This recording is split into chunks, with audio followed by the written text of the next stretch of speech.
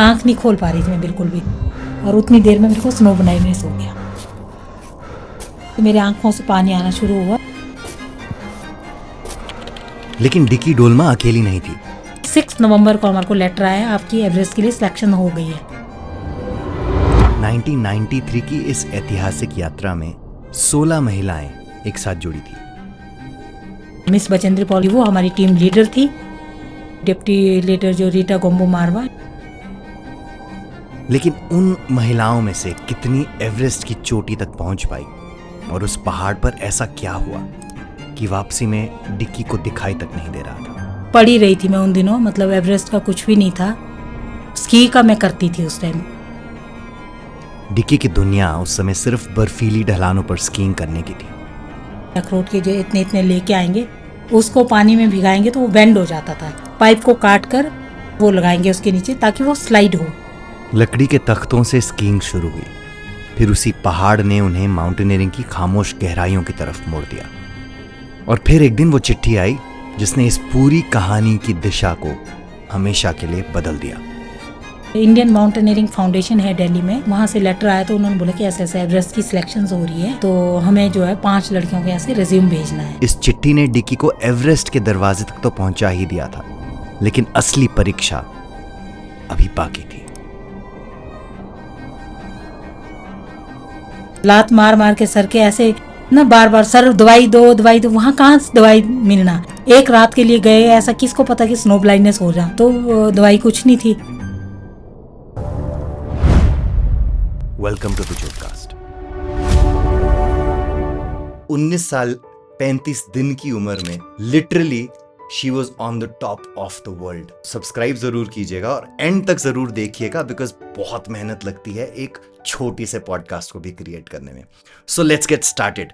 Welcome Dicky ma'am, welcome to the Zodcast. Thank you very much. Amazing location में हम बैठे हुए हैं यहाँ पर अटल बिहारी वाजपेयी इंस्टीट्यूट में, और यहाँ पर आप माउंटेनियरिंग के टीचर भी हो, इतना कुछ आपने अचीव भी किया है, माउंट एवरेस्ट आप चढ़ चुके हो, उसके 25 साल बाद आप एक और माउंटेन उस एक्सपीरियंस को रिलिव करने के लिए चढ़ चुके हो, इतनी सारी आपकी अचीवमेंट्स हैं। पलचान गांव से ये जर्नी थी कैसी? मैं पैदा भी वहीं पे हुई, वैसे बेसिकली मैं स्पीति से हूँ। स्पीति में मेरा नेटिव प्लेस है ललुंग विलेज। ललुंग विलेज। मेरे पेरेंट्स वहाँ से आए, समर में जाते थे और विंटर में वो यहाँ से बिजनेस के लिए नीचे चले जाते, कोई स्वेटर वगैरह के वैसे ले जाना है, बेचना है या इस तरीके का। और मदर मेरे साथ रहते थे यहाँ पे। हम लोग 2 भाई 2 बहन थे, पर मैं अपने फैमिली में जैसे सबसे छोटी थी। जब हम लोग बोलते थे कि स्पीति जाना है, तो उस टाइम जैसे समर में खुलता था रास्ता, तो समर में हमारे स्कूल होते थे, कभी जाना नहीं हुआ। सिर्फ मुझे इतना पता था कि हम यहाँ से है, यहीं पर सेटल्ड हो गए, यहाँ जमीन ले ली। 11 साल की उम्र में आपकी माँ को आपने खो दिया था, कुछ ही टाइम के बाद आपके भाई को भी। पड़ी रही थी मैं उन दिनों, मतलब एवरेस्ट का कुछ भी नहीं था, स्की का मैं करती थी उस टाइम। जिन भैया की मेरी डेथ हुई, उनकी वजह से शायद एक बहुत बड़ा बदलाव मेरे जीवन में आया था। मेरी एक फ्रेंड थी, उसने स्कूल छोड़ दिया, तो मैंने बोला मैं भी छोड़ देती हूँ। अरे सिर्फ मुझे स्की से प्यार था। भैया ने मुझे डांटा नहीं, बोला चल तेरे को ना गाय ले आते। एक गाय ले आए, एक बना दिया शेड साइड में, बोला अच्छा तू इसको देखना, हाँ दूध घी वगैरह भी हो जाएगा। जैसे जैसे विंटर आया, फिर मेरे को लगा मेरी तो स्की छूट गई। मैंने बोला मैंने नहीं देखना है, गाय कोई घास लाओ, आप खुद करो जो करना स्की के चक्कर में। फिर वो कंपटीशन किया मैंने 89 वाला, उसमें आगे 2 मेडल। तब भी मेरे को उन्होंने ये नहीं बोला कि स्कूल जाए या कुछ ऐसे। फिर कुछ दिनों के बाद फिर पूछा, बोला ये जो मेडल लिए ना, बोला तूने इतने लोगों के सामने, जो तेरा मतलब चलो मान सम्मान बढ़ा जो लिए, ऐसा करना, ये समर आएगा तो गाय के गले में लटका देना इसको, तो फिर गाय चराना। मेरे को फिर थोड़ा लगा एकदम से, आपको फील हुआ मुझे क्या कह रहे हैं। हाँ, तब मुझे फील हुआ। फिर मैंने जब मनाली में एडमिशन ली, तब मैंने अपने मन में ये था ना कि मेरी मतलब जो मेरा सर्कल होगा, जिनका फोकस हो पढ़ाई में या कुछ करना है आगे, तो मैं उनके साथ बैठूंगी। मालूम था कि मतलब नॉर्मल से थोड़ा ज्यादा एंड्योरेंस है आपका? ऐसा कभी नहीं हुआ फील, क्योंकि हम लोग गांव में थे, तो नेचुरली जैसे गांव में बच्चे सभी स्ट्रांग होते हैं, तो वो एक नॉर्मल रूटीन था हमारे लिए।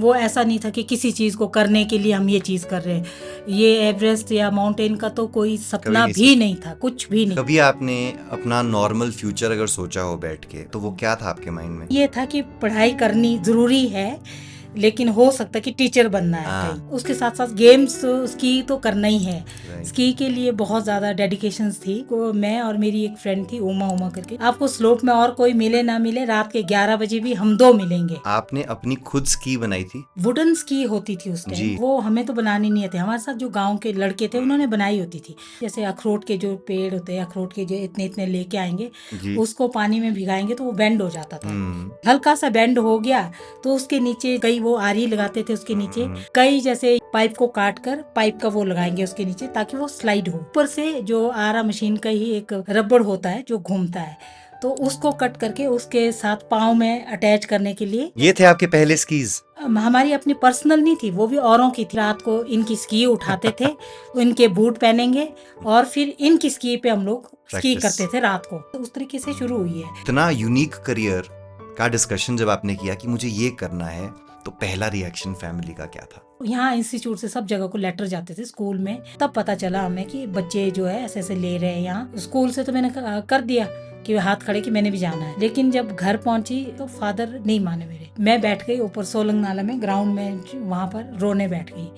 तो पापा आ गए मेरे को लेने की, नहीं तू स्कूल जा। तब जो हमारे यहाँ से करण सिंह सर करके, मैं यहाँ से लिख के देता हूँ, आपकी छुट्टी भी सैंक्शन हो जाएगी और आप करो, तो मैं पापा को भी कन्विंस कर दूंगा। उन्होंने वहीं पे कन्विंस किया ऑन द स्पॉट ही। वो एक बार मेरे पेरेंट्स ने मुझे रोका। मेरे को ऐसा होता था कि अगर मैं कोई चीज मन में मैं सोच लूं कि मैंने ये करना है, तब उसके लिए मुझे चाहे जितना मर्जी हर्डल आए रास्ते में, तो मेरे को होता कि मैंने करना ही है। फिर मैंने पहले 7 डेज का किया, उसमें मेरे A ग्रेड आ गए। तब हमें इस इंस्टीट्यूट का थोड़ा सा नॉलेज पता चला कि इस इंस्टीट्यूट में ये कोर्स होता है।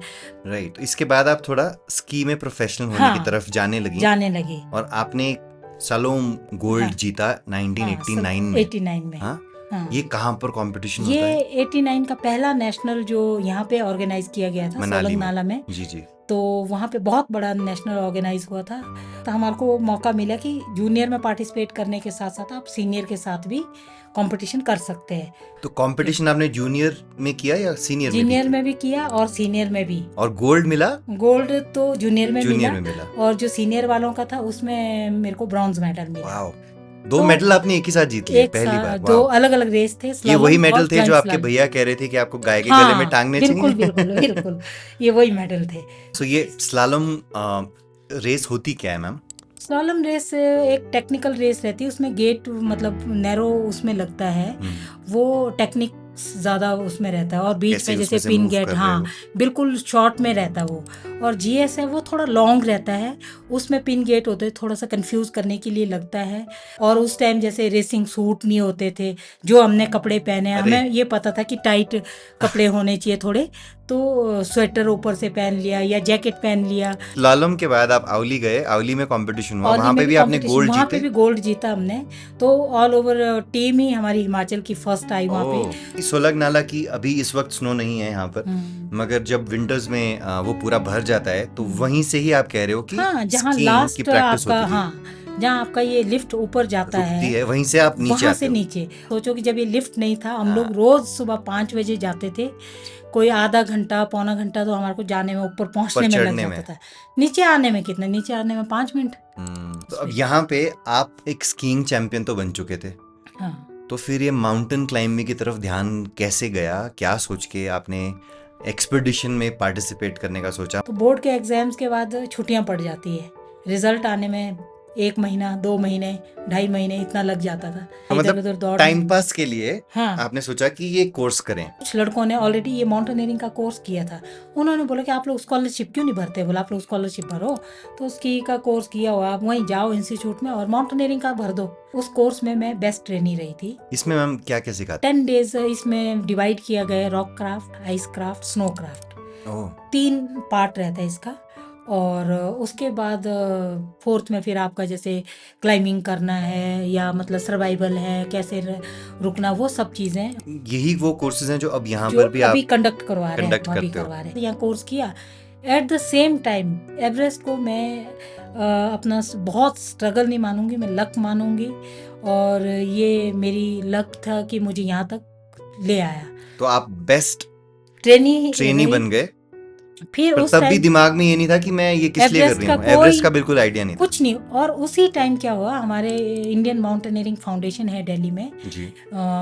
तो वहाँ से लेटर आया था, यहाँ एवरेस्ट की सिलेक्शन हो रही है, तो हमें जो है 5 लड़कियों के यहाँ से रिज्यूम भेजना है। वो 5 लड़कियाँ इंस्ट्रक्टरों को बोला कि आप लोग बताओ कि कौन है। तो हमें इतना नहीं पता था कि डायरेक्टर कौन है इस इंस्टीट्यूट में, और किसने आना, कौन मिलेगा। हमारी तरफ, जैसे आज मेरे सामने आप बैठे हैं, तो मुझे आगे नहीं मालूम है आपके आगे कौन क्या है, ये कैमरा देखने वाले या कोई भी, वैसा कुछ नहीं। तो हमें वहाँ पर भी वैसे ही था कि डायरेक्टर कौन है, सिर्फ नाम उन्होंने ही बताया हमारे को, इंस्ट्रक्टरों ने, कि हमारे इस इंस्टीट्यूट के एक डायरेक्टर है, उनका नाम ये है, तो आप जो है डायरेक्टर आप लोगों से मिलेंगे, तो आपको कुछ भी पूछेंगे तो आपने हाँ में जवाब देना है। अच्छा। तो मुझे यही हैरानी होती है कि हमने अपने दिमाग से कुछ भी, मतलब कुछ सोचने की वो नहीं की कि क्यों बोल रहे हैं, क्या है। बस कोर्स किया, उसमें भी हमने एंजॉय किया और उसमें बेस्ट परफॉर्म किया। प्री एवरेस्ट होना था, तो हमारे को लेटर आ गया कि आप लोगों की सिलेक्शन हो गई है प्री एवरेस्ट में, तो आप लोग जो है सितंबर महीने में दिल्ली रिपोर्ट करो। अच्छा, तो ये तो 5 लड़कियों में से कितने लोग उस एक्सपीडिशन के लिए सिलेक्ट हुए थे? 3 3 यहीं से? हाँ, यहाँ से आपके 3। साथ गए थे ये तीनों? हाँ, 3 लड़कियां हम यहाँ से गए थे और तीनों हम लास्ट तक रहे। राइट। मैं, दीपू शर्मा और राधा, हम 3 लड़कियों की यहाँ से सिलेक्शन हुई। जाते हुए हमें लगा कि अब कैसे जाएंगे, दिल्ली कितना बड़ा शहर होगा। चलो चंडीगढ़ तक तो हम गए हुए थे, लेकिन चंडीगढ़ भी जैसे अकेले नहीं घूमे थे, हम टीम के साथ घूमे। तो यहाँ से हमारे साथ स्की करते थे, वो भी जा रहे थे दिल्ली, तो हमने दिखा दिया मुरली भैया ये ऐसा ऐसा एड्रेस है। तो उन्होंने बोला कोई बात नहीं, बोला मैं छोड़ दूंगा तुम लोगों को वहाँ पे। उन्होंने हमें वहाँ इंडियन माउंटेनियरिंग फाउंडेशन के गेट तक ड्रॉप कर दिया। नहीं तो इतने बड़े दिल्ली शहर में कहाँ क्या है क्या नहीं है कुछ पता नहीं। तो नंबर था सिर्फ सडनली हाँ, यहाँ से उठ के आप उठ इतने के बड़े एकदम इतने बड़े शहर में जाना, मतलब बिल्कुल एकदम से अलग। बिल्डिंग है, कुछ नहीं देखने को, कोई मिलने जानने पहाड़ वाले नहीं है, कोई नहीं, कोई बर्फ नहीं कोई है। जान पहचान के नहीं। तो फिर जब वहाँ पहुँचे, फिर लगा पता कि हमारी लीडर जो है मिस बचेंद्री पॉल है, जिसने इंडिया की फर्स्ट लेडी है, जिन्होंने एवरेस्ट क्लाइंब किया है। तो ये सिलेक्शन जो है उसके लिए है, एवरेस्ट जाने के लिए।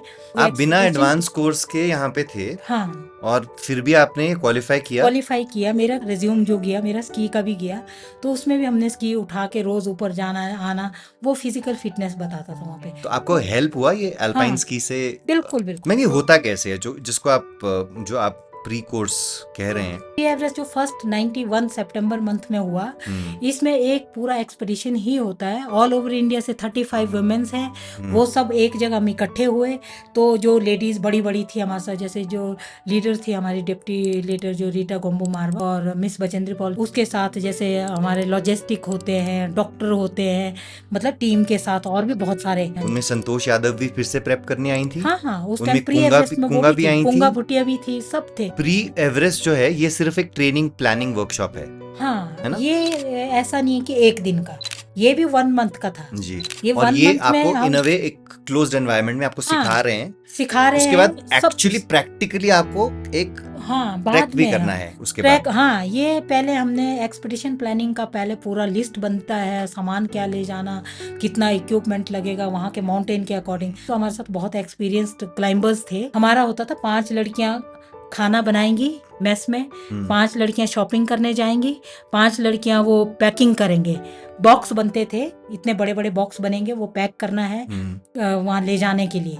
तो जब हम लोग सितंबर में जब हम गए, एक आर्मी का जो ट्रक जैसे आता है, आपको पता है जो गाड़ियाँ जाती है ऊपर को, वैसी गाड़ियाँ हमें दी गई थी, और उस गाड़ी में सारा सामान लोड करना, उतारना, पैकिंग करना, ये आपका प्री खरीदना। एवरेस्ट कैंप हाँ, में चल रहा है। ये पहाड़ जाने के लिए पहले तो यही प्रेपरेशन थी। जी जी जी। उसके बाद कि आपको कहीं जाना माउंटेन में, तो आपको करना क्या है, पहले कैसे आपकी तैयारी होनी चाहिए। सामान, सर्वाइवल इक्विपमेंट, टिप्स, सर्वाइवल, सब कुछ ये सारा आएगा। उसके अलावा मॉर्निंग इवनिंग में हमारी एक्सरसाइज होती थी दिल्ली में, जो हमारी लीडर करवाती थी वहाँ पर, जो हमारे को रनिंग करना है। हाँ, जो हमारे को रनिंग करना है, कोई एक्सरसाइज करना है, मतलब फिटनेस को मेंटेन करने के लिए।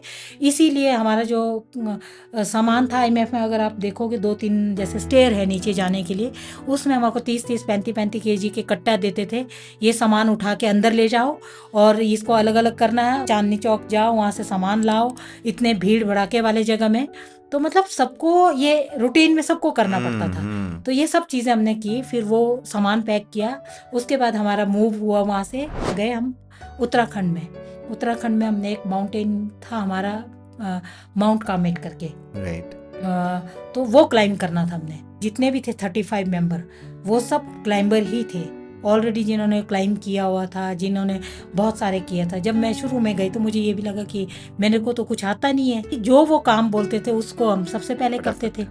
तो जितने भी बड़े बड़े क्लाइंबर्स थे वो लोग फिजिकली इतने नहीं थे, लेकिन वो पेपर वर्क है, बाकी काम है, वो सारा करते थे। फिर जैसे हमारी लीडर ने डिसाइड करना होता वो कि कौन बच्चे आगे जाएंगे, फिर उन्होंने तो क्योंकि जिनमें स्टेमिना था, मेन तो काम वहाँ पे वैसे ही है। फर्स्ट प्री एवरेस्ट एक ट्रेनिंग है, उसके बाद आपने ट्रैक करना है, जो आप माउंट कामेट पे जाकर माउंट कामेट हमने क्लाइंब करना था, जो फर्स्ट प्री एवरेस्ट में सिलेक्शंस के लिए किया गया था। जैसे टीम बन गई थी हमारी टीम, जैसे फर्स्ट टीम सेकंड टीम जैसे गए हम लोग क्लाइंबिंग के लिए जी। तो ड्यू टू बैड वेदर हमें सबको वापस आना पड़ा।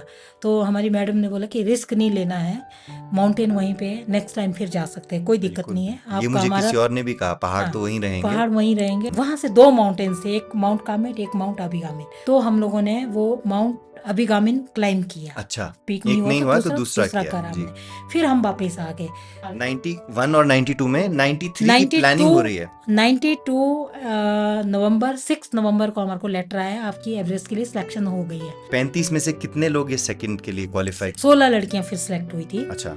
सेकंड प्री एवरेस्ट के लिए। जो सेकंड प्री एवरेस्ट हुआ हमारा, वो हुआ ईस्टर्न काराकोरम रेंज में, लेह लद्दाख में। राइट।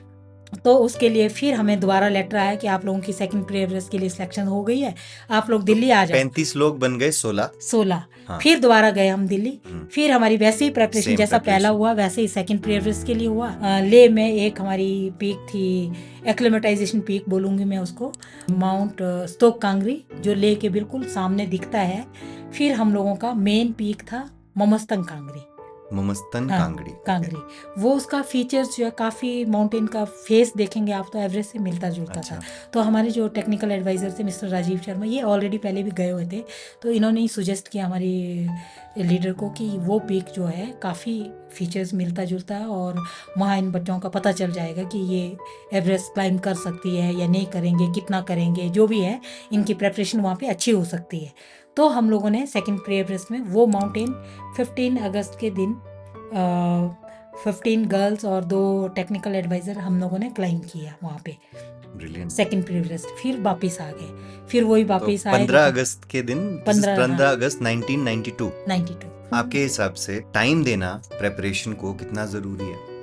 मेरे हिसाब से ये एक कोई भी एक्सपेडिशन जाता है तो ये बहुत ज़रूरी है ना, बहुत ज़रूरी। टीम मैनेजमेंट कैसा है, पूरा स्टार्टिंग से लेकर जैसा हमारा हुआ वैसा अगर हो तो टीम में आप हर एक आदमी को पता लग सकता है कि किसका नेचर कैसा है, टीम वर्क होता है। हमारी एक्सपेडिशन की बहुत खासियत थी कि एक दूसरे के लिए हमेशा खड़े रहते थे। 15 लोग हो गए कैंप 2 तक। हाँ। और फाइनल जो आपने सबमिट करना था, सबमिट सभी ने किया, सभी ने, इन्हीं 15 लोगों ने किया, सारे 15 लोगों ने, एक या दो ने नहीं किया था शायद, तो बाकी सबने किया। आपको उस वक्त ये मालूम था कि आप उनमें से सबसे यंग वुमन होने वाली हो?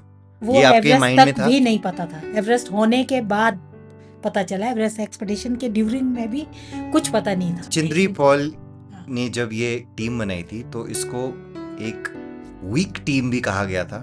काफी सारी ऐसी न्यूज भी थी, आर्टिकल्स भी थे कि टीम ऑफ वीक वुमेन करके लेबल भी किया गया था कि ये शायद लोगों को लग रहा था कि ये सक्सेसफुल नहीं होगा। पहले तो शायद ऐसा भी, तब भी हमें कभी ये नहीं बताया गया आज तक कि कौन लोग थे वो, मगर ऐसा कहा गया, सुना गया। कुछ कुछ हिंट हमें मिलता था कि ऐसे बोल रहे लोग।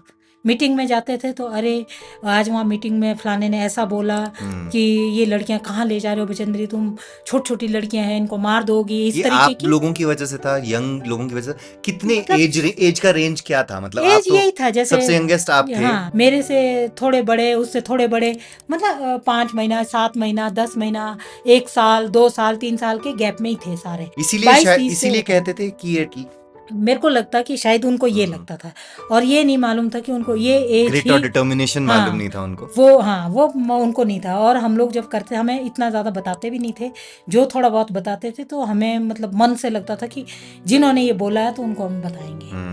तो वो हमारे मन और में पक्का आप कर हाँ, लेते थे अपने तो मन जब में। हमारी लीडर को हम कभी मतलब ऐसे मायूस या मतलब वो देखा हमने, तो हमें लगता था कि ऐसा नहीं, कभी हुआ जैसे बैठते थे कई बार, होता था कई बार जैसे इमोशनल? हाँ इमोशन हो जाते थे, तो उस टाइम तो हम लोग नहीं बोल सकते थे क्योंकि हमने मतलब जाना बिचेंद्री था। पॉल पे भी इतना प्रेशर था उस वक्त कि हाँ उस टाइम मतलब एज ए फीमेल करके, मतलब उनको भी वहाँ पर बहुत, क्योंकि मीटिंग में जाते थे तो अगर 2 ही फीमेल है, बाकी सारे मेल है वहाँ पे, हर मेल मतलब क्या बोल रहा है, क्या सुन रहे हैं तो इन वो वे सब चीज़ें हमें नहीं बताते थे, हाँ, मगर और एक हमें सब पता भी नहीं होता था। डिस्क्रिमिनेशन की तरह आपको ये हाँ, लगता था? तो ये लगता था। कुछ एक लोग थे जो शायद हो सकता है इनकरेज भी करते होंगे, कुछ कुछ लोग जो वो स्पेशली जैसे बचेंद्री दीदी को जैसे बोलते थे कि नहीं तुम कर सकती थी। और ये एक्सपेडिशन जो बनाया गया, जब बचेंद्री दीदी वापिस आए थे वहाँ से, बचेंद्री मैडम जब वहाँ से एवरेस्ट से वापिस आए तो वो लोग मिले थे इंदिरा गांधी मैडम से। ओह, तो उनका एक सपना था शायद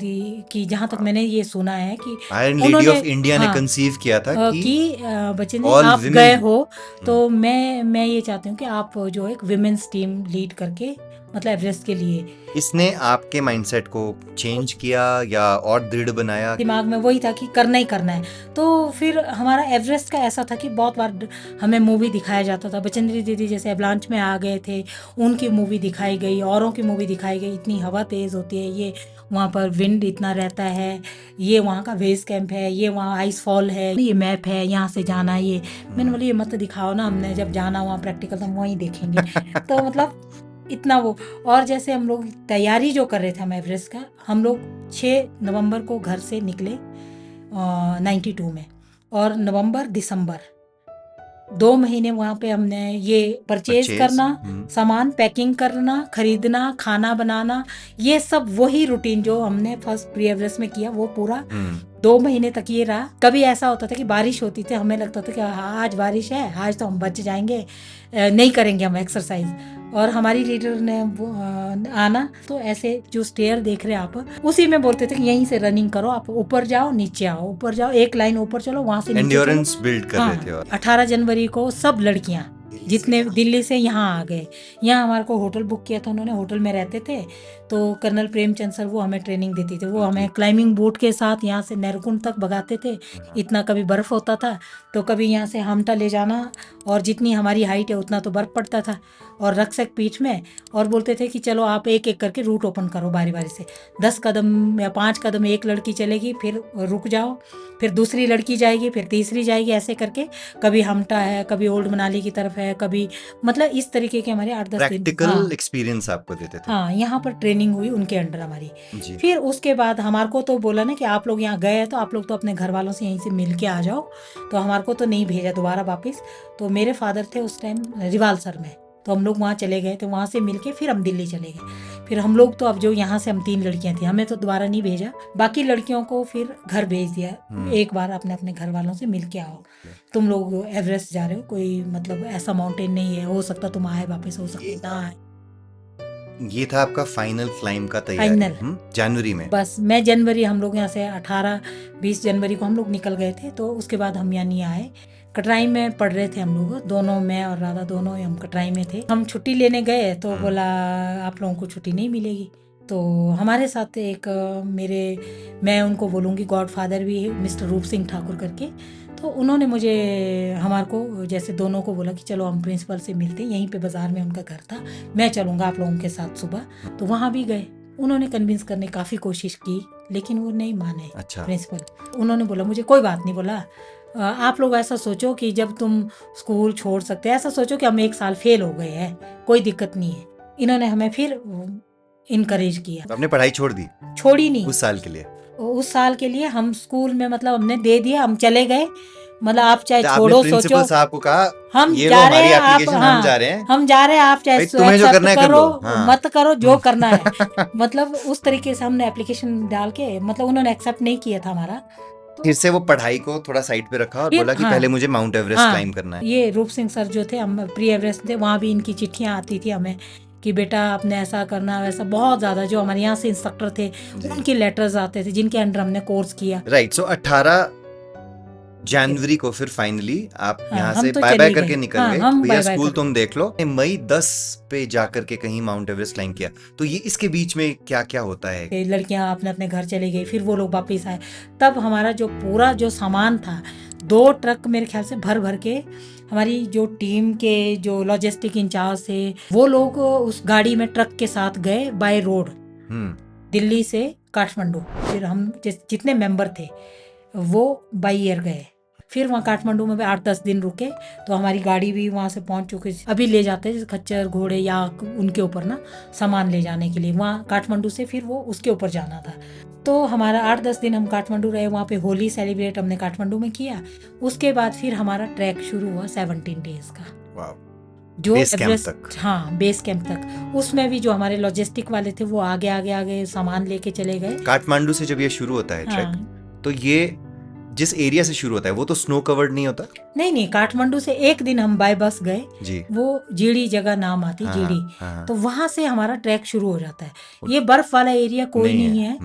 आपको बर्फ वाला एरिया मिलेगा आपको 18,000 फीट में जाके, राइट खुम्बू आइस फॉल के जस्ट बेस में। राइट। उससे पहले बर्फ मिलती है नामचे बाजार के ऊपर, गोरखशेप करके जगह है, वहाँ पे बर्फ पड़ी। त्यांगबोचे, वहाँ पे हमारे को पहला जो स्नोफॉल हुआ, हल्का सा, ज़्यादा नहीं, 2-4 इंच जैसे। नामचे जब पहुँचते हैं, नामचे में व्यू पॉइंट है जगह, वहाँ से आप अगर जैसे आप भी जाओगे, आप नामचे बाजार तक जा सकते हैं, वहाँ से दिखता है पहला व्यू। ये व्यू पॉइंट पे पहुंच के और उसको एक्चुअली देख कर कि मुझे वहां जाना है, हाँ, वो पता था कि माउंटेन पे जाना है, ये है हमारा तो सपना। तब ये हुआ यहाँ कभी पर कि अरे वाह, मतलब क्या करने बस वाले हैं वहाँ हम? जाना है, लेकिन कितना स्ट्रगल उसके लिए करना है, कितनी मेहनत हमें करनी होगी, कितनी चीज़ें हमें फेस करनी होगी, वो हमारे दिमाग में था। क्योंकि हमारा ही टीम नहीं था वहाँ पे, 17 टीम आई हुई थी वहाँ पे। स्पेनिश हो गया, कोरियन हो गया, ऑस्ट्रेलियन हो गए। उस टाइम भी इतना ट्रैफिक, अगर मैं ट्रैफिक कहूँ, माउंटेनियरिंग ट्रैफिक जो जैसे एवरेस्ट कई मेंबर जैसे 4 है, 5 है, ट्रैफिक इतना ज़्यादा तो नहीं लगता था।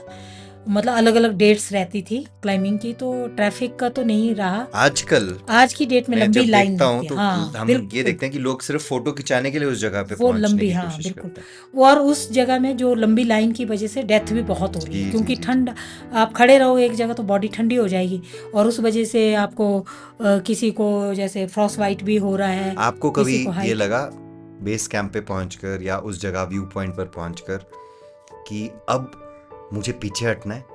नहीं, कभी पीछे ऐसा दिल हटना में तो आया? नहीं लगा। नहीं? या अच्छा होगा या बुरा होगा, जब हम इस रास्ते पे जा रहे तो हमें पता है कि फेस तो करना ही पड़ेगा। अच्छा बुरा आएगा ही आएगा दिन, वो मतलब हमें किस तरीके से हमने उसको जी। ओवरकम करना है, वो चीज़ हमें ये 2 प्री एवरेस्ट में सीखा हमने बहुत कुछ अपने लीडर से। आज दिन तक भी हम लोग सीख ही रहे हैं उनसे। बेस कैंप से मेन एवरेस्ट क्लाइंब करने में कितना वक्त लगता है? वक्त तो इसमें 4 कैंप लगते 4 हैं। कैंप। जैसे पहला कैंप जैसे आपका 18,000 पे है, वहाँ से जो मेन जो डेंजरस पार्ट मानते हैं एवरेस्ट का, खुम्बू आइस फॉल, जी। तो उसके बाद 21,000 पे, 22,000 पे, 23,000 पे, 26,000 फीट पे जो हमारा 4 लास्ट, कैंप्स। हाँ, वो कैंप लगता है। तो उसको जैसे किलोमीटर या उसमें नहीं, जैसे हाइट में ही हम लोग वो कर सकते हैं। आप लोगों को कितने दिन लगे? 23 डेज हम लोगों को वहाँ पर भी एक्लेमेटाइजेशन करवाया गया, कैंप, बेस कैंप कैंप में, बेस कैंप टू कैंप 3 तक। अब हमें पता है कि कैंप 1 है तो वहाँ पर कितने लोग रुकेंगे, कितने दिन रुकेंगे, कितने टेंट ले जाने हैं। डिटेल्ड प्लानिंग मुझे लग रहा है इसमें होती है। हाँ, बेसिक बेस कैंप में जो है हमारा घर होता है, वहाँ पर वो सारे बॉक्सेस जो आप यहाँ से ले गए वो सारा वहाँ खुल जाएगा। वहाँ से फिर हमारे को कितना कितना रिक्वायर जरूरत का है सामान। वो उतना जाएगा आगे। वो जैसे 10-10 केजी का लोड बनता है, वो बाकायदा पूरा आपको तोल कर देंगे। जैसे 7-8 जो लड़कियां थी, एक दिन वो जाएंगी, दूसरे दिन वो रेस्ट करेंगी और लोड बनाएंगी, दूसरे दिन दूसरा ग्रुप जाएगा, वैसा रहता है। पूरी जो मैक्सिमम टीम ड्यूरेशन है ड्यूरेशन, 23 दिन में आपको कैंप 3 तक पहुंच। उस जमाने में, हाँ, उस जमाने में जरूरी नहीं है, हमारा 23 डेज करवाया, लेकिन आज की डेट में तो आई डोंट थिंक कि वो करवाते हैं या क्या करते हैं। आज बहुत कुछ चेंज हो चुका है। जो हमने प्रैक्टिकली किया वो मैं आपको बता रही हूँ। जैसे सुबह आपको रात को 1 बजे निकलना है, 2 बजे निकलना है बेस कैंप से कैंप 1, सामान छोड़ना, आप 7-8-9 बजे तक कैंप तक पहुंच जाते हैं, और 9 बजे तक आपको, 9, साढ़े 9, ज़्यादा से ज़्यादा 10 बजे तक आप कैंप में वापस पहुंचने चाहिए, बेस कैंप में। बेस कैंप में, क्योंकि उसके बाद जो खुम्बू आइस फॉल का पता नहीं है कि कहाँ पे तोड़ फोड़ हो जाए। रोज सामान छोड़ते थे, आते थे, सामान छोड़ते थे, हमारे साथ दूसरी टीम भी जाती थी, सब अपना अपना रूट निकाल रहे हैं, जा रहे हैं, आ रहे हैं। तो वैसे करते करते तब जैसे 3-4 दिन हो गए, 5 दिन हो, सब जगह हमने सामान डंप कर दिया था कैंप 3 तक। कैंप 3 में एक दिन रहना भी पड़ता था। जैसे उसके बाद आप कैंप वापस आओ, फिर जो 23 डेज वो खत्म हुआ, सारा अरेंज हो चुका था, फिर हम वापस आ गए। फिर 7 दिन हमारे को पूरा आराम, चाहे तुम सुबह 10 बजे उठो, 11 बजे उठो, जो ब्रेकफास्ट खाना है वो बोलो, वही मिलता था खाने के लिए। फिर हमारी लीडर और जो हमारे टेक्निकल एडवाइज़र थे, इनकी फिर आपस में चर्चा होती थी कि टीम बनाना अब मेन फाइनल पुशअप के लिए। तो जो लीडर ने रोज़ का डाटा रखा होता था उसके अकॉर्डिंग में से मेन टीम और बैकअप टीम बनेगी। और जैसे ऐसा रहता है कि मतलब अगर स्मूथली कंडक्ट हुआ तो आपकी एक टीम ऊपर से क्लाइम करके वापस आएगी, दूसरी टीम निकलेगी। एक एक कैंप में ही गैप में रहता है। जैसे पहला ए टीम जैसे कैंप 1 में है, दूसरा बेस कैंप 1 से पहला टीम 2 में चला गया तो बी टीम जो है कैंप 1 में चली जाएगी, तो तीसरा टीम आगे आ गया, वैसे सीक्वेंस बनता है वो। तो अब आप पहुंच गए कैंप 3 में। हाँ, फर्स्ट अटेम्प्ट था हमारा 5 मई को। हमारी दीपू शर्मा जी, अनीता करके मणिपुर से, राधा देवी यहीं से। तो राधा देवी कैंप 3 से वापिस आ गई थी। उसने बोला मेरे को नहीं जाना है, मेरे पाँव उसके सुन्न हो रहे थे, तो बोला मैं वापिस जा रही हूँ। सुबह देखा हमने तो मौसम खराब हो गया। जिस दिन उनका क्लाइंबिंग था उस दिन टेंट के पूरे डोर में आग लग गई थी। वो एलपीजी गैस छोटे छोटे होते हैं जैसे कार्ट्रिजेस, वो हाथ से पास आउट करते हुए संतोष यादव टेंट के अंदर थी, और हम लोग जैसे 2 टेंट ऐसे लगाए थे अपोजिट साइड में।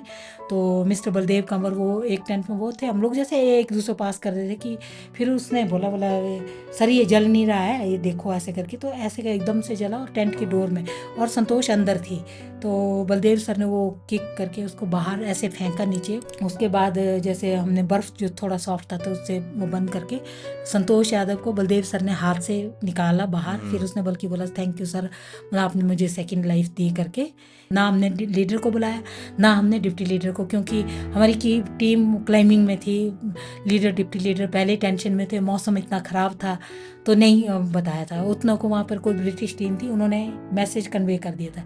फिर हमने बेस कैंप को हमने अपने डिप्टी लीडर से बात करके बताया था कि हम लोग सब सेफ है, हमने टेंट का भी वो बंद कर दिया, कोई दिक्कत नहीं है, हम ठीक है। पूरे दिन भर हम लोग प्रे करते रहे, अब हमारी टीम ऊपर गई है तो ये सेफ आने चाहिए, सेफ क्लाइंबिंग हो जाए।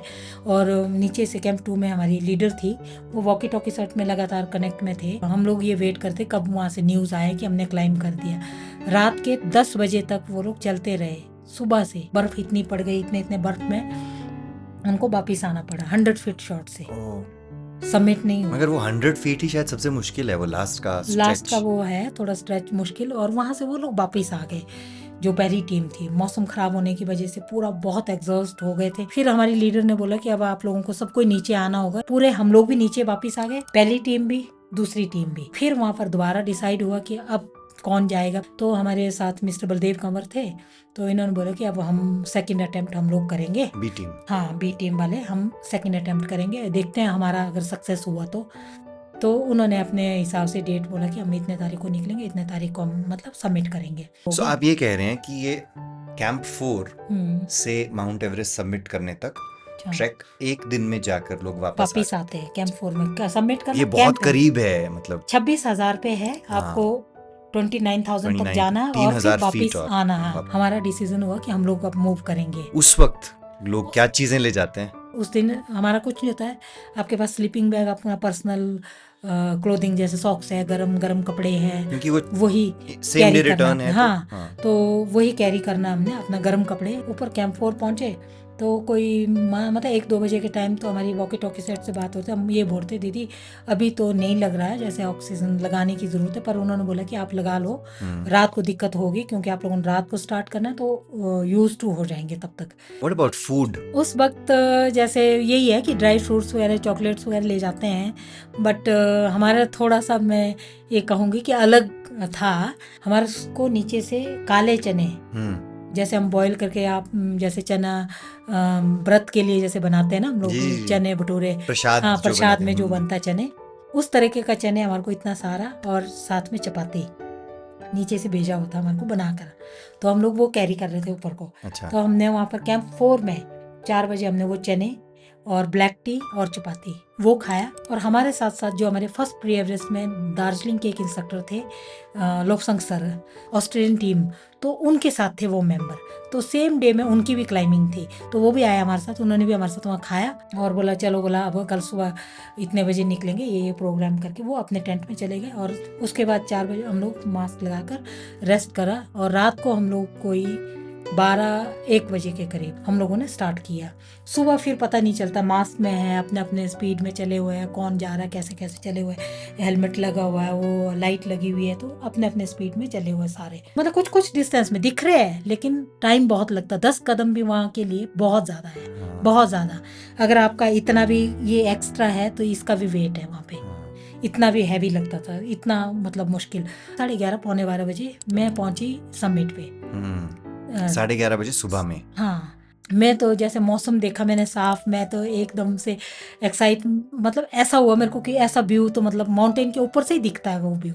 ये तो पहली मतलब फीलिंग थी माउंट हाँ, एवरेस्ट पे दुनिया पहुंच की के छत पे खड़े हाँ, होके। वहाँ पर हमने जैसे पूजा वगैरह अपने बुद्धिस्ट कल्चर के अकॉर्डिंग मैंने वो खातक वगैरह जैसे बांधा और देवताओं को मतलब थैंक्स किया कि इतने टाइम से हम जो स्ट्रगल कर रहे थे, चलो एटलीस्ट हम यहाँ पहुँच गए। मेरे साथ एक मेरा शेरपा था, ना उसके पास मोबाइल कैमरा था ना मेरे पास था, प्रूफ के लिए फोटो चाहिए था। जो आपका ग्रुप था उसमें सबसे पहले आप सबसे पहुंच पहले गए। मैं पहुंची, फिर कुंगा पहुंची, फिर ये संतोष यादव पहुंची। और संतोष यादव का जो आपने बताया ये सेकंड टाइम हाँ, उन्होंने क्लाइंब हाँ, किया। सेकंड टाइम उन्होंने हमारे साथ किए। फिर तो जैसे ऊपर गए वहाँ पर मैं जैसे मैंने व्यू वगैरह देखा, मैंने अपना goggle just for I think 15 minutes, बोलो आप 15 मिनट्स भी नहीं, बस खोल दिया था मैंने, ऐनक थोड़ी देर ऊपर रख दिया और पूरा मतलब एंजॉय किया मैंने, पूरा व्यू देखा। और उतनी देर में मेरे को स्नो ब्लाइंडनेस हो गया।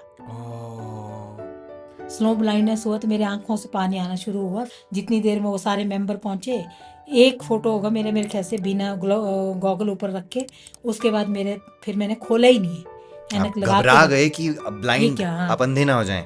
अंधे ना हो जाए। और मेरे को चलने में इतनी दिक्कत, जैसे ही आंख खोलूं तो पानी आ रहा था लगातार ऐसे, मतलब बिल्कुल लिटरली ऐसे, बिल्कुल ही मतलब आंख नहीं खोल पा रही थी मैं बिल्कुल भी। तो फिर नीचे आधा जाना घंटा मगर आप थी, माउंट तो एवरेस्ट के टॉप पे थे। मेरी तो मजबूरी थी कि वो फोटो चाहिए था, नहीं तो मैं तो वापिस आ जाती। आप रिकॉर्ड में ही नहीं, रिकॉर्ड बुक में ही नहीं आ पाते। हाँ, और ये रिकॉर्ड ही नहीं बन पाता कि 19 साल 35 दिन की उम्र में जो मेरे साथ आज बैठी हैं निकी डोलमा, उस वक्त वो यंगेस्ट वुमेन थी to climb the Mount Everest. आपने बोला आभास नहीं था कि मैंने रिकॉर्ड बना दिया, वर्ल्ड नहीं, नहीं, बिल्कुल उस नहीं। टाइम आप ये प्रे कर रहे थे कि वापस, बस ये था कि टेंशन अब कि वापस सेफ पहुंचे, क्योंकि मैक्सिमम टाइम ये सुना हुआ था कि नीचे आते हुए एक्सीडेंट ज़्यादा होते, क्योंकि ऊपर जाते हुए कि एक एम होता है, वो थकान वो सब चीज़ों को दूर रख के आपके दिमाग में वही है कि वहाँ पहुँचना है मुझे। लेकिन जब पहुँच जाते तो फिर लगता उफ, अब पहुँच गए, फिर वो थकान निकलती है सारी। आपने खुद भी देखा लोगों को उधर मरते हुए। वहाँ नेपाल की फर्स्ट विमेन बनी थी पासुंग लामू शेरपा, उसने क्लाइम आई थिंक 23 अप्रैल या कुछ ऐसे किया। उनको था कि मैंने नेपाल की फर्स्ट विमेन बनना है। वो ऑक्सीजन भी ज़्यादा ले गए थे, तो उसके साथ जो शेरपा थे वो उनकी भी डेथ हो गई आई थिंक, और उनकी भी डेथ हो गई।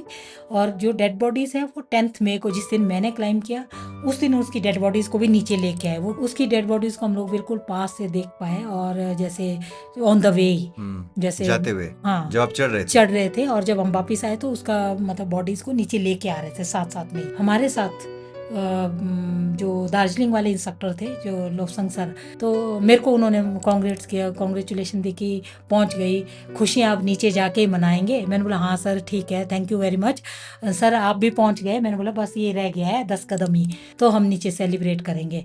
उस दिन हमें पता चला कि बार बार वॉकी टॉकी सेट से मैसेज आ रहे कि कोई मेंबर तो किसी की तो डेथ हो गई, कोई टेंट में नहीं पहुंचा है, कौन है।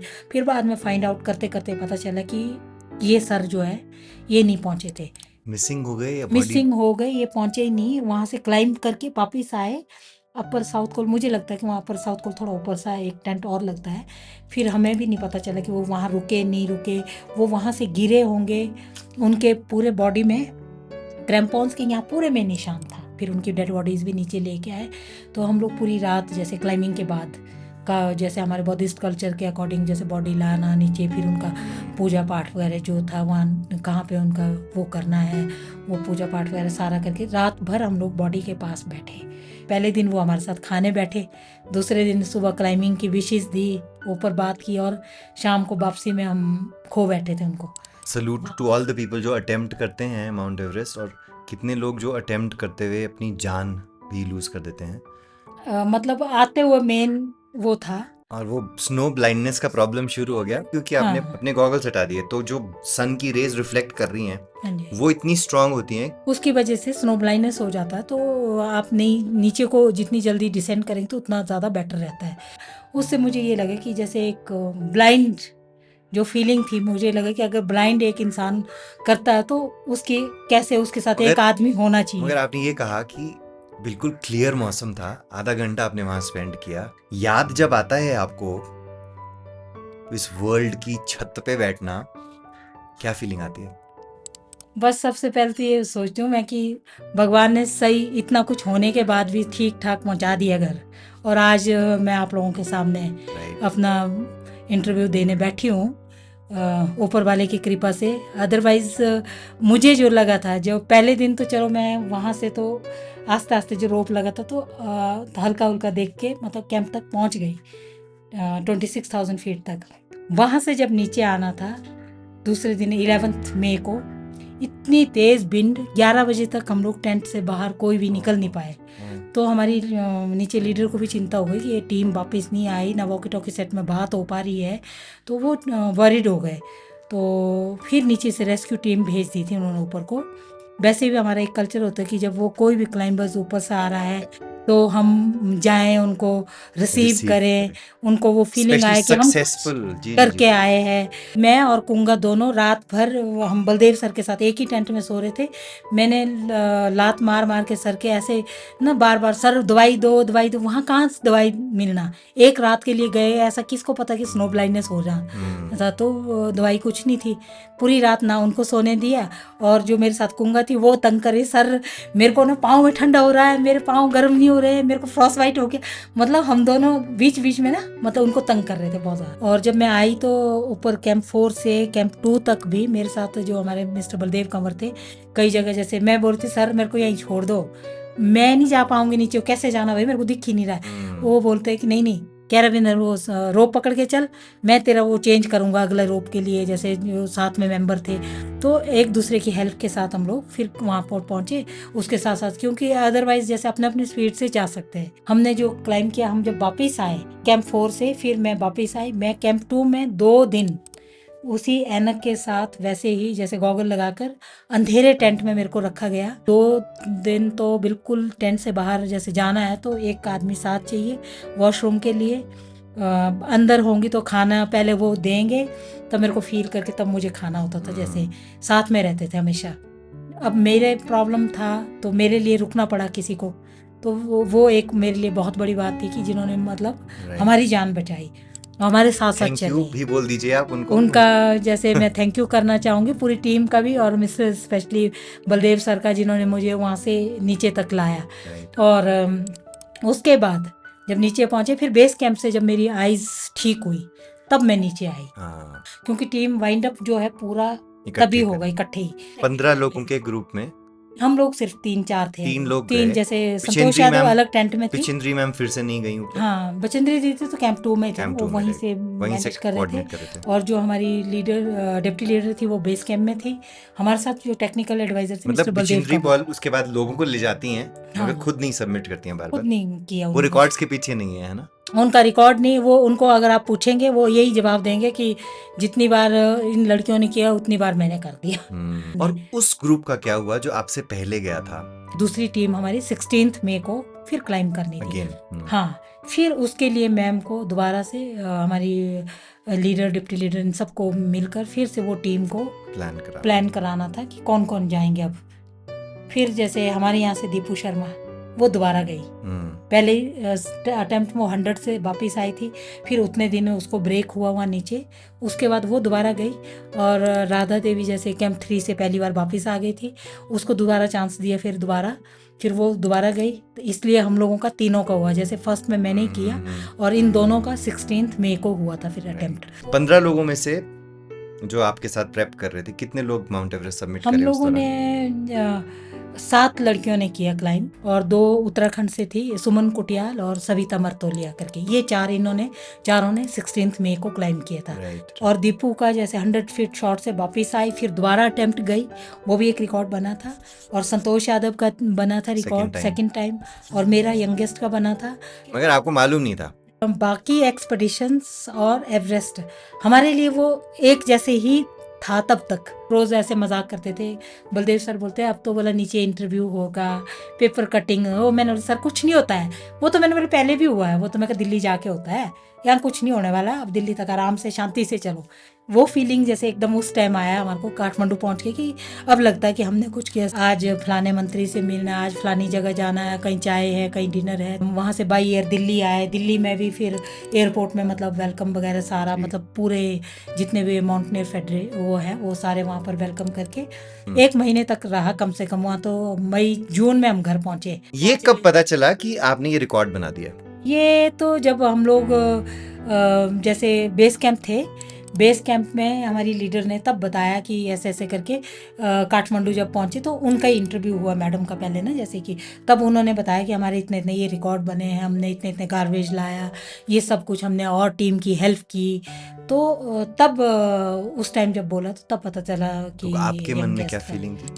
नहीं अच्छा लगा, बहुत लेट पता चला कि ऐसा भी कुछ था, ये रिकॉर्ड भी बनने थे। बनने के हाँ, बाद पता चला? बनने के बाद पता चला, उससे पहले पता चलता शायद तो कुछ और चीज़ भी क्या हो, पता फोकस डिफरेंट हो जाता आपका? डिफरेंट हो जाता शायद। उस टाइम सब जितने भी टीम मेंबर थे एक ही फोकस था कि हमने क्लाइंब करना है बस। मैं जब दोबारा गई थी काठमांडू, जैसे मेरे को इनवाइट किया था, तो मैंने बोला तो रिकॉर्ड तो तोड़ने के लिए ही बनता है। जी जी जी। रोज रिकॉर्ड बनेंगे, रोज रिकॉर्ड टूटेंगे। और अब तो खैर 13 साल हाँ, कुछ 13 साल कुछ उसके महीने बाद की बहुत, उम्र हाँ, में तेलंगाना की हमारी कोई तेलंगाना की क्लाइंबर हैं लड़की, जिन्होंने हाँ, ये किया रिकॉर्ड ब्रेक कर क्लाइंब, दिया है। और आप सक्सेसफुली जो वीक वुमेन की टीम थी वो स्ट्रॉन्ग विमेन में वापस स्ट्रॉन्ग आई। वुमेन में कन्वर्ट होके वापस आ गई, और पलचान में आपका हुआ भयंकर स्वागत। मैं ये कहना चाहूंगी खास करके हिमाचल वासियों का, अपने यहाँ के जिस तरीके का वो वेलकम हुआ, शायद ही आज तक किसी का हुआ होगा वैसा वेलकम। जी। जितने भी स्कूल आते थे रास्ते में सब ने वेलकम किया हमारा। हम 8 बजे बजौरा उतरे,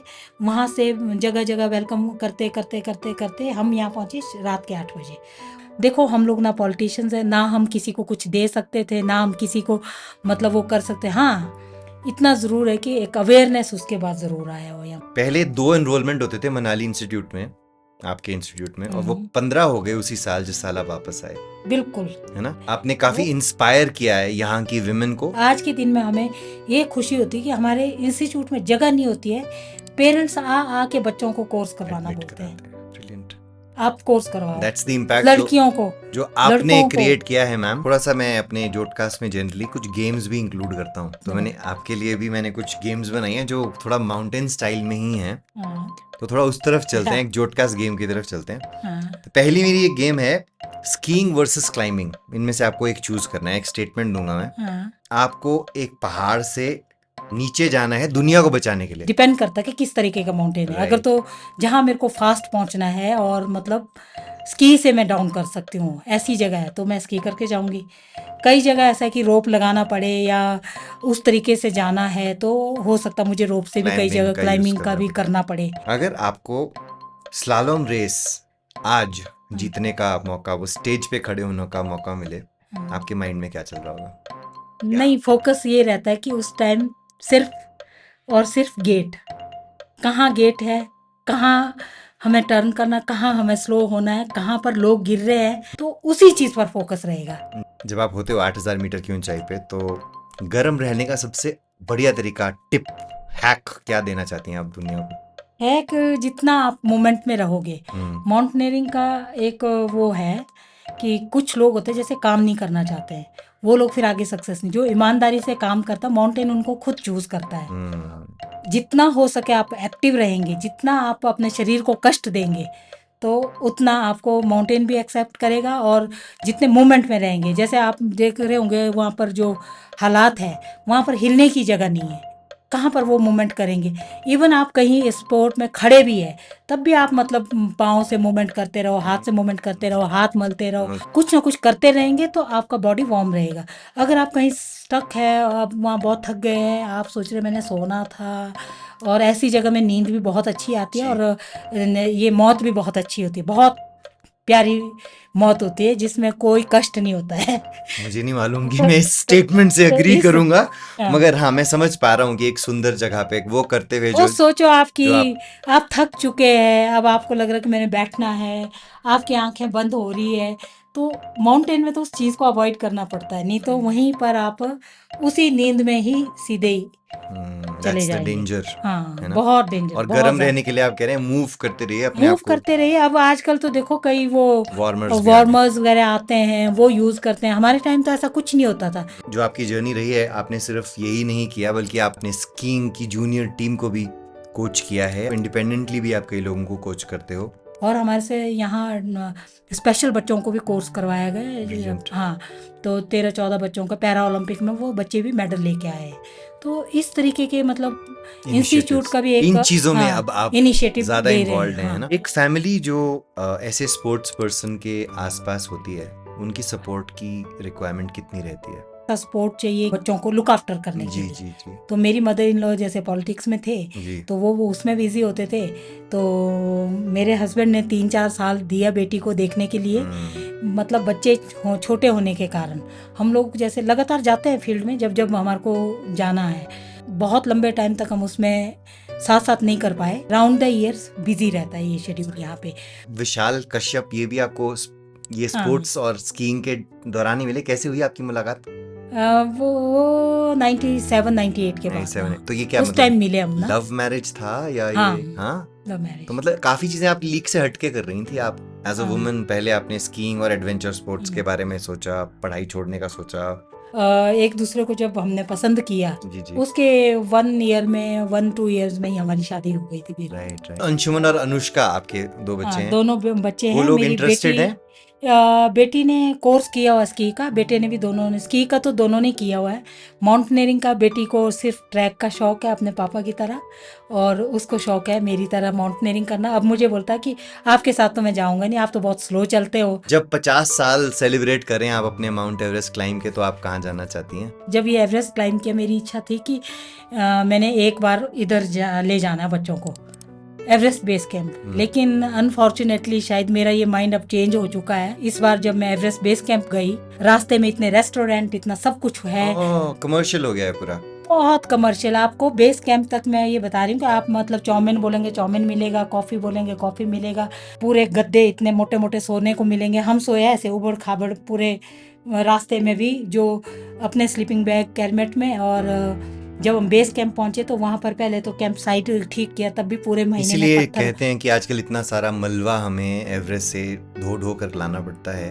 अब ये है कि ऐसे छोटे, जैसे मानसरोवर की तरफ मानसरोवर यात्रा है, कैलाश मानसरोवर का, और बाकी जैसे यहाँ छोटे छोटे ट्रैक, और वो तो तब चलते रहेंगे जब तक है। ट्रैक है, स्की है, ये तो चलता ही रहेगा। इसके अलावा जैसा टाइम मिलेगा रिटायरमेंट के बाद, तो क्या पता कुछ और सोच लें करने के लिए। कोई भी चीज़ करने के लिए एक एज नहीं होती है, और ये नहीं सोचना चाहिए कि हमें ये खत्म हो चुका है। मैं अपने हर एक पॉडकास्ट से कोई ना कोई चैलेंज पिक करने की कोशिश करता हूँ। इतने बड़े पिक का तो मैं चैलेंज इस उम्र में बिल्कुल नहीं लूंगा, क्योंकि बहुत फिटनेस चाहिए सबके लिए। मगर हाँ, डेफिनेटली एक कोई छोटा पीक, उसके लिए अगर आपको आप प्रिपरेशन करना गाइड पड़ेगा। करें हमें, तो कोई छोटा पीक जरूर हम आपके साथ माउंटेनियर कर सकते हैं। नहीं करेंगे आप, ऐसा कुछ नहीं है, माउंट एवरेस्ट भी कर सकते हैं। पर मेरा ये स्पेशल सजेशन है, अगर आप माउंटेन लवर है तो क्यों माउंट एवरेस्ट ही, दूसरी पीक पे जाइए। और अगर वहाँ भी जाते हैं आप, दूसरी पीक में भी जिस तरीके के आप जाते हो, जिस पीक को पाते हो, जिस जगह को देखते हो, क्लियर साफ सुथरा, वहाँ पर कोई गंदगी नहीं, कोई आया गया नहीं होता है, तो उस चीज़ को वैसे ही छोड़ के आओ। मैं मेरी सबसे यही रिक्वेस्ट रहेगी कि इस हिमालय को बख्शो, बख्शो इस हिमालय को। Please preserve the beautiful Himalayas. एक लास्ट सवाल मेरा आपसे है, एक हिंदी गाना, क्योंकि आपको गाने बहुत पसंद हैं, पुराना हिंदी गाना जो आप अपने साथ लेकर के चलोगे किसी भी जगह, किसी भी ट्रैक पे, कौन सा होगा? वैसे जैसे हम लोगों ने प्री एवरेस्ट में जो गाया था, जैसे गाते थे, वो तो था जैसे हम होंगे कामयाब। ऐसे जो मेरे को गाना जो अच्छा लगता है, कभी मन में जैसे गुनगुना लिया, तो ये है जैसे आ चल के तुझे मैं लेके चलूं एक ऐसे गगन के तले, जहाँ गम भी ना हो आंसू भी ना हो, बस प्यार ही प्यार रहे। ब्रिलियंट मैम, आप तो गाती भी अच्छा हैं। इसकी भी ऑडिशन दे दीजिए, और क्या पता टॉप ऑफ द वर्ल्ड पे तो वो जा ही चुकी हैं। मगर आई एम श्योर अगर ऐसा ही और कुछ एक्साइटिंग आप करेंगी तो हम फिर से आपको पकड़ेंगे, फिर से जरूर। आपसे बातें करेंगे। आई होप आपको भी मजा आया होगा हमसे बात बिल्कुल करके। बिल्कुल, आपका बहुत बहुत धन्यवाद, बहुत मजा आया। मेन आपका एक मैसेज है कि हिमालयास को साफ रखिए, कूड़ा करकट मत वहां पर कीजिए, कमर्शलाइज मत कर दीजिए हर एक चीज को, क्योंकि ऐसे लोग जो 1993 में जो सबमिट करके आए हैं माउंट एवरेस्ट को, आज जब जाते हैं अपने ही परिवार के लोगों को अब वो बेस कैंप तक भी नहीं ले जाना चाहते, क्योंकि इतना ज्यादा कमर्शलाइज हो गया है हिमालयास। दुख होता है वहां जाके देखो तो दुख होता है। आई होप आपको बहुत कुछ जानने को मिला होगा इस पूरी जर्नी से डिकी डोलमा जी की। मेक श्योर कि you subscribe and keep watching the Zodcast. Bye bye. So ma'am, thank you for being on the Zodcast, कि हमारी तरफ से हमारे को याद Thank रखने के you. लिए। Thank you very much. I hope आपको मजा आया होगा। बहुत मजा आया। हाँ, बहुत मजा आया। ब्रिलियंट।